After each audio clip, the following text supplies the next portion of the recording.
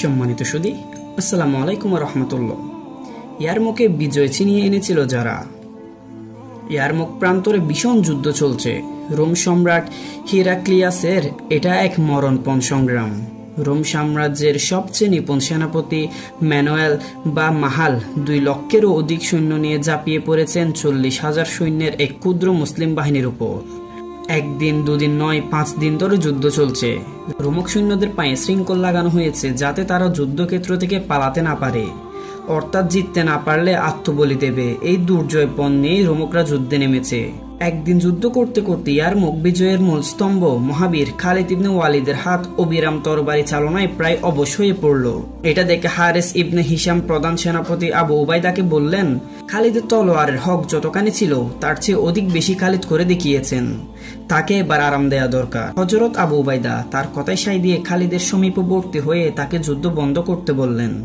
খালিদ তার উত্তরে বললেন, আমি সব রকমে সব দিকে থেকে চেষ্টা করে শাহাদাত লাভের আশা করি, আমার নিয়ত আল্লাহ তাআলাই জানেন।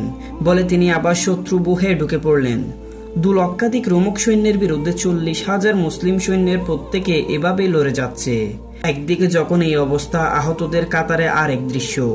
আবু জাহিম ইবনে হুজাইফা আহত নিহতদের সারিতে তার চাচাতো ভাইকে খুঁজে ফিরছিলেন। তার কাঁধে মশকে পানি।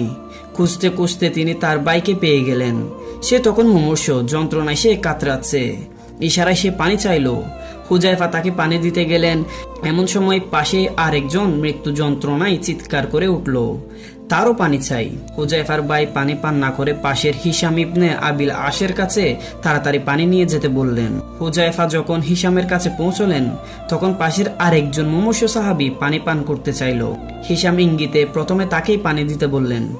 হুজাইফা যখন পানি নিয়ে পাশের সাহাবীর কাছে পৌঁছলেন তখন তার রূহ এহ জগৎ ছেড়ে চলে গেছে। হুজাইফা ফিরে এলেন হিশামের কাছে, কিন্তু হিশামও ততক্ষণে জান্নাতবাসী হয়েছেন। হুজাইফা ফিরে গিয়ে তার চাচাতো ভাইকেও আর পেলেন না। ততক্ষণে শাহাদাত বরণ করেছেন তিনিও। অদ্ভুত এই ত্যাগ, ভ্রাতৃত্ব আর মমত্ববোধ। তারা পরস্পরে মিলে এমন সীসার প্রাচীর গড়ে তুলতে পেরেছিলেন বলেই সেদিন মাত্র 40,000 সৈন্য ইয়ারমুক প্রান্তরে সমগ্র এশিয়ার সম্মিলিত খ্রিস্টান শক্তির বিজয়ের প্রাণান্তর প্রচেষ্টাকে শোচনীয় পরাজয়ের অতল পঙ্কিলে ডুবিয়ে দিতে পেরেছিল। প্রিয় দর্শক, আজকের ভিডিও এখানেই শেষ করছি।